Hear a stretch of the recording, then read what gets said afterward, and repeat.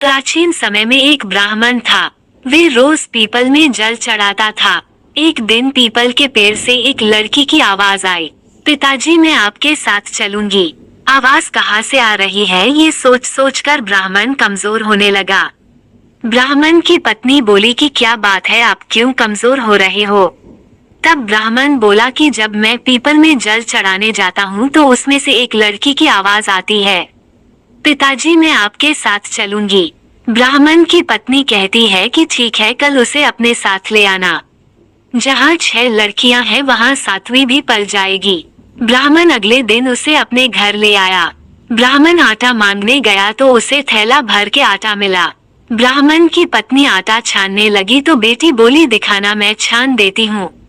माँ बोली ना बेटी, तू तो मेहमान है, मैं अपने आप कर लूंगी। ब्राह्मण की पत्नी आटा छानने लगी तो बेटी बोली माँ मैं आटा छान देती हूँ।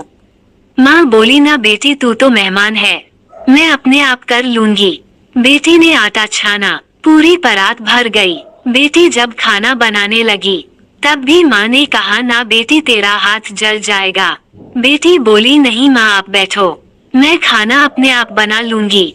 बेटी रसोई में गई और 36 प्रकार के भोजन बनाए। सबको पेट भर के खाना खिलाया। बाकी दिन सब भूखे रहते थे। उस दिन पेट भर के खाना खाया। ब्राह्मण की पत्नी का भाई आया, कहने लगा बहन मैं तो खाना खाऊंगा। बहन सोचने लगी कि अब क्या बनाऊं, सब कुछ तो खा लिया।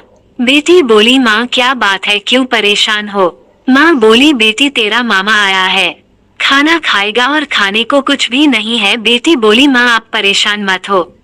वो रसोई घर में गई और कई तरह के भोजन बनाकर मामा को खिला दिया। मामा कहता दीदी ऐसा भोजन कभी नहीं खाया। वो कहती भाई ये भोजन तो तेरी पावनी भांजी ने बनाया है। मामा खाना खाकर चला गया। शाम हुई। माँ बोली बेटी चौक का दिया जला दे, मैं कोठे में सो जाऊंगी। बेटी बोली नहीं माँ, मैं कोठे में सोऊंगी। माँ बोली ना बेटी, तू तो डर जाएगी, वहाँ सो नहीं पाएगी। नहीं माँ, मैं आराम से सो जाऊंगी। और वह कोठे में ही सो गई। बेटी आधी रात को उठी, चारों तरफ देखा, धन ही धन हो गया।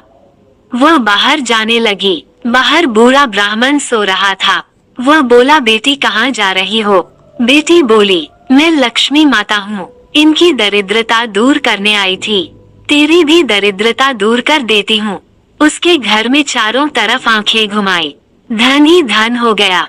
सुबह सब उठे तो चारों तरफ सब बेटी को ढूंढने लगे। बूढ़ा ब्राह्मण बोला वह तो लक्ष्मी माँ थी, तुम्हारे साथ साथ मेरी भी दरिद्रता दूर कर गई। हे लक्ष्मी माँ, जैसे आपने उनकी दरिद्रता दूर की, धन भंडार भरे वैसे ही सबके करना। कहते सुनते हुकारा भरने वालों की भी करना।